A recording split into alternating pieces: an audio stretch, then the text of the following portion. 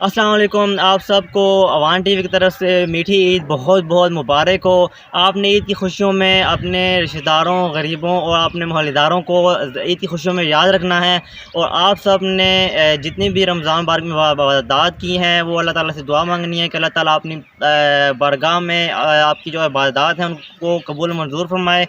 और जो भी लोग आपसे नाराज़ हैं उनसे आप गले मिलें, उनसे माफ़ी मांगें और अपने जो रिलेटिव्स हैं उनसे भी जो है ईद मिलें और बच्चों का भी ख्याल रखें, उनको ईदी दें। और इसके अलावा जो लोग ईद की खुशियाँ नहीं मना सकते हैं, कोशिश करें कि उनको अपने साथ खुशियों में शामिल करें, क्योंकि ईद का मतलब सिर्फ ये नहीं है कि आप सिर्फ खुद ही जो है ईद मनाएं, बल्कि उन लोगों को भी शामिल करें जो कि ईद नहीं मना सकते हैं, जिनके पास इतना वो नहीं है, इस्तात नहीं है, उनको भी ईद की खुशियों में शामिल करें।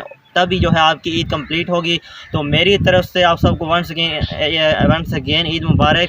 और मैं ये ख्वाहिश ज़ाहिर करता हूँ, मेरी ये दुआ है कि अल्लाह पाक हमें अगले साल भी जो है रमज़ान मुबारक के रोज़े रखना और ईद उल फितर की खुशियाँ नसीब फरमाए। आप सबका बहुत बहुत शुक्रिया। अल्लाह हाफ़िज़।